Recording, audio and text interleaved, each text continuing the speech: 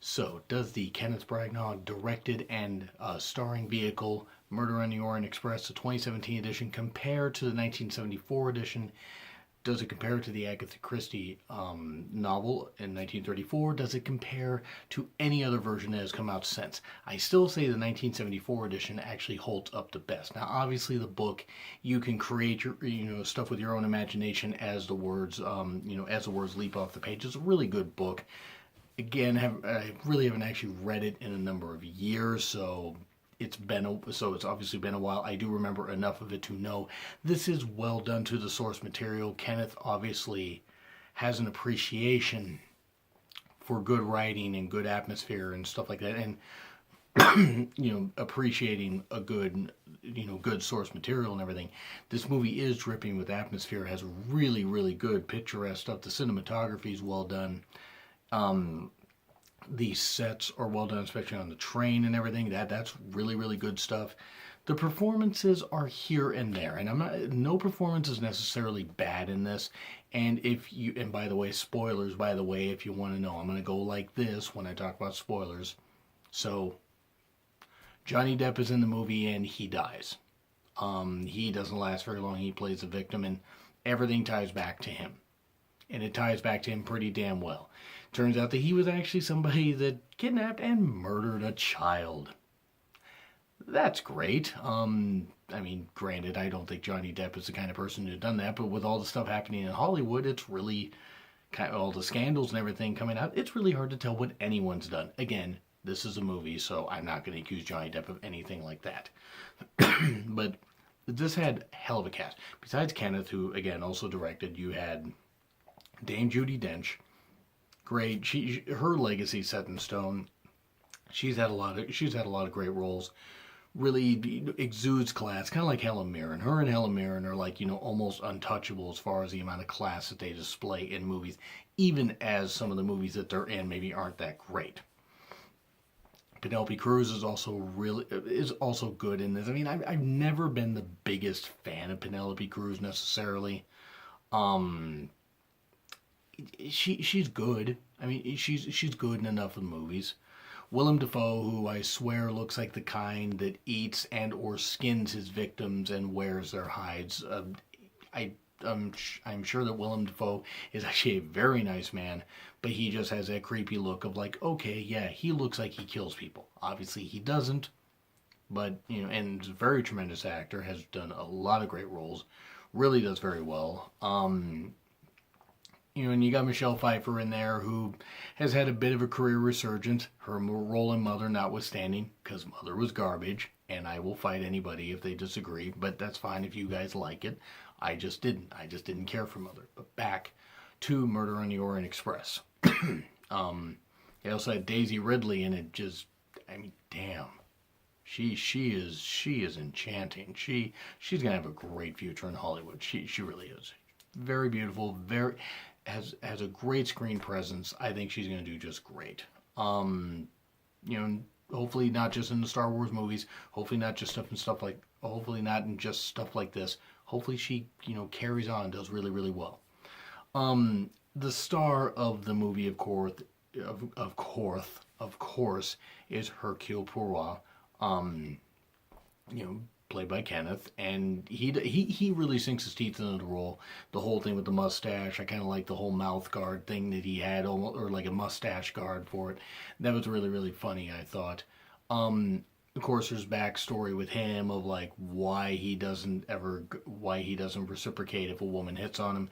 Well, it's because he lost his one love, and I mean that tends to affect a good amount of people. We all deal with loss, differently. But as I said, it all ties back to Johnny Depp's character, who, again, kidnapped and killed a child. And it's like, okay, could it be this person? Could it be this person? And it turns out everybody's tied back to this guy, tied back to Johnny Depp's character, who is not who he said he was. Again, it's been years since I've read the book, so I don't know what stuff was left out. I can't really remember what was left out. I do know that this did capture the atmosphere of the book very well. It captured the time period. The 1974 edition did maybe have a bit more of a stellar cast, and that's not to say this cast was weak, by any stretch of the imagination. But the 74 edition holds, it's gonna, I think, still hold up plenty. This edition, however, is very, very well done from the time of, like, just setting up and everything and showing Hercule when he is, like, getting eggs, a young Jewish boy gets eggs for him. And he measures the eggs because he wants perfection or whatever, and that kind of stuff. That's pretty amusing. Then he gets on the train, and you have these introduction of all these characters, and Michelle Pfeiffer's character being very, boisterous and everything, and admitting that she, goes for married men and stuff like that, and it ties into a whole bunch of stuff. Like, everybody's playing their role well. Everybody does what. It's really a hard movie to necessarily give a long review to, because it's one you really have to watch. Now, would I say you have to watch this in theaters? I would say watch it in theaters, maybe not pay full price, but if you've seen the 74 edition, then you know what you're getting into, and it's really well done. There's a good amount of reasoning behind why the killing happened. I mean, obviously, I just told you why, Johnny Depp's character dies, and he should have. I mean, for being that evil and everything.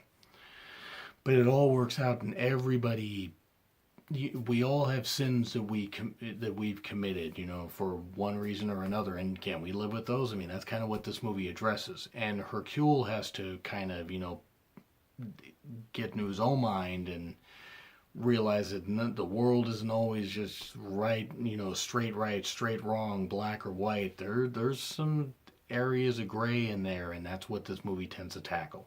So, solid. Not the best movie ever. It is rich and dripping with atmosphere, and the cast is really, really good. I would say 2.5. I would say 2.5 to 3 for the solidness of the movie. Is it something I'm going to watch again? If it's on Netflix, sure. I'm not necessarily saying I'm going to own it, but this was a really well done movie. It was solid. I wasn't bored. I enjoyed myself while watching, and again, just gonna say, sorry, Daisy Ridley. I mean, she's very enchanting. She's going to have a great career in Hollywood, because a lot of these other people in this, the main, older actors and everything already have their careers well established. Daisy Ridley's on the way up, and I can't wait to see what else she does. But this was a really enjoyable movie, really enjoyable. Like I said, 2.5, 3 stars is. It's not something you have to see in theaters. If you don't want to pay full price, that's totally fine. But don't go in expecting, like, okay, we're going to see stab, stab, stab. We're going to see all this kind of stuff. But what violence does occur, and what mature subject matter occurs, it fits for the PG-13 rating, which Van Dangle misquoted because they said PG, and I'm like, that's not possible. It's got to be PG-13, because they're going to have to ramp up a few things. Everybody has their reasons for why they did what they did, why the murder occurred, and why Johnny Depp's character deserved to die. And I'm just going to refer to him as Johnny Depp's character because he had different names. He was this guy, and then he decided to do some, and then he decided to be change his name and everything. There was a lot of good. There was a lot of good stuff in this. Not a great movie, but a solid movie. And a solid movie that's worth your time. If you watch it in theaters, great. If you wait until it comes out on Amazon Video, great. I would recommend you check this out. And also check out the 1974 edition, which really is fun. 1974 edition is really fun. Solid cast top to bottom. Great amount of actors. But this one also holds up really, really well. So I give major credit to everybody involved. So anyway, that's what I gotta say. Do you agree, disagree? Do you think that the 74 edition was better or this one was better? But again, I'm going to put spoilers in the title. Of course, if you're watching at this point, you already know that. Anyway, like, share, comment, subscribe. Twitter links in the description. It's been Real Aussie with John Ritlin. I'm John Ritlin, and I'll see you guys soon.